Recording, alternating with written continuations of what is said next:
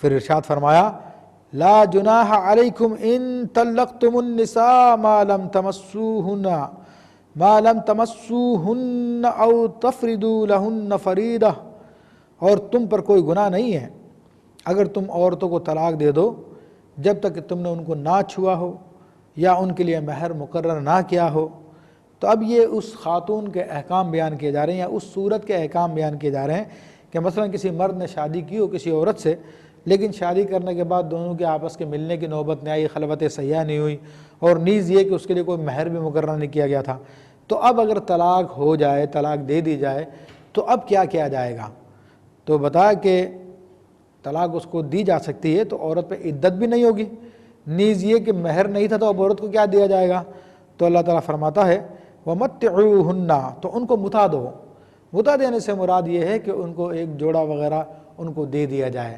اب وہ کس قسم کا جوڑا ہوگا، کس قسم کا لباس ہوگا؟ فرمائے کہ عَلَى الْمُوسِعِ قَدْرُهُ وَعَلَى الْمُقْتَرِ قَدْرُهُ، تو جو خوشحال ہے وہ اپنے حیثیت کے مطابق دے، اور جو تنگ دست ہے وہ اپنے حیثیت کے مطابق دے۔ متاعا بالمعروف، یعنی دستور کے مطابق دے، جو برتنے کا طریقہ ہے۔ حقا علی المحسنین، اور یہ احسان کرنے والوں پہ، نیک لوگوں پر یہ واجب ہے ایسا کرنا۔ فرمایا کہ وَإِن طَلَّقْتُمُوهُنَّ مِن قَبْلِ أَن تَمُسُّوهُنَّ،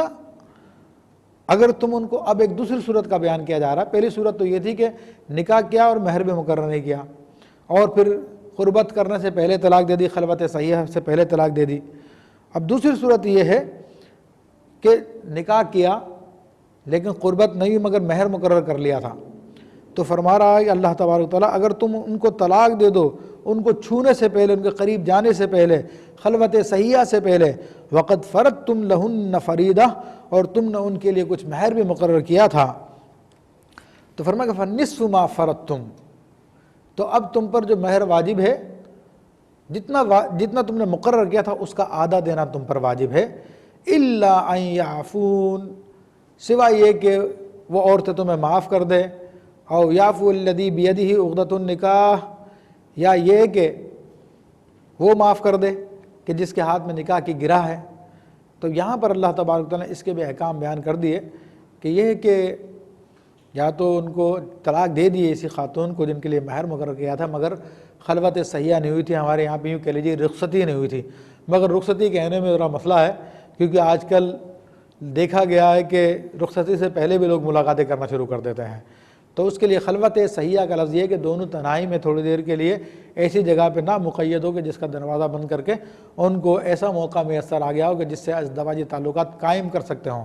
قائم کیے ہوں یا نہ کیوں ایک الگ مسئلہ ہے، صرف اس موقع کی بات ہے، اس کو کہتے ہیں خلوت صحیحہ۔ تو فرمایا کہ اگر عورتیں اس میں سے ان کو آدھا دیا جائے گا، سوائے یہ کہ عورتیں کچھ اور کم کر دیں کہ بھئی آدھے سے بھی کم دے دو، یا یہ کہ مرد پورا ہی دے دے تو کوئی مسئلہ نہیں ہے۔ وَأَن تَعْفُوا، اور اگر تم چھوڑ دو یعنی آدھا دینے کے بجائے پورا دے دو، اقرب للتقویٰ، تو یہ بات پرہیزگاری سے زیادہ نزدیک ہے۔ وَلَا تَنسُوا الْفَضْلَ بَيْنَكُمْ، اور تمہارے درمیان اللہ نے جو فضیلت رکھی ہے تو اس کو بھولو مت۔ اللہ تبارک تعالیٰ نے مرد کو ایک درجہ فضیلت عطا فرمائی، اس کا رتبہ بڑا رکھا، تو بڑوں کو پھر بڑے والے کام کرنے چاہیے، چھوٹے والے کام نہیں کرنے چاہیے کہ مال کے لیے اپنے آپ کو چھوٹا ثابت کرے تو اس میں کنجوسی نہ کرے، اس کو دے دے۔ ان اللہ بما تعملون بصیر، بے شک اللہ تبارک و تعالیٰ ان اعمال کو دیکھتا ہے جو تم کر رہے ہو۔ تو یہاں تک اللہ تبارک و تعالیٰ نے تفصیل کے ساتھ نکاح اور طلاق کے بعض احکام کو بیان فرمایا، بچے کی رضاعت کے مسئلے کو بیان فرمایا، حلالے کے مسائل کو بیان فرمایا، 3 طلاق کے مسئلے کو بیان فرمایا۔ یہ 3 طلاق کا مسئلہ میں بار بار توجہ اس پہ دلا رہا ہوں کیونکہ چاروں ائمہ کے نزدیک ایک ساتھ 3 طلاق دینے سے 3 ہو جاتی ہے۔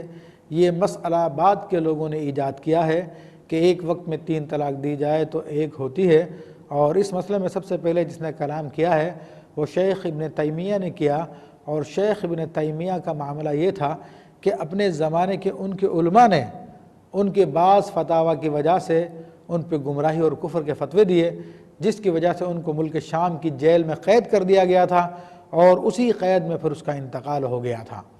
تو یہ معاملہ اس شخص کی جانب سے ہے پھر بعد میں لوگوں نے اپنے نفس کو خوش کرنے کے لیے ان باتوں کی پیروی کرنا شروع کر دی، اور اس سلسلے میں بعض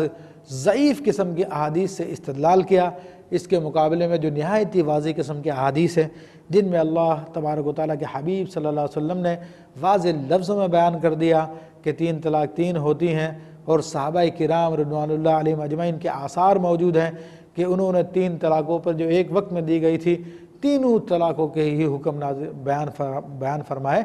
تو اپنے نفس کو خوش کرنے کے لیے اپنے مسلک کو بدلنا یا اس قسم کے باتوں کی پیروی کرنا، یہ خواہشات کی پیروی ہے۔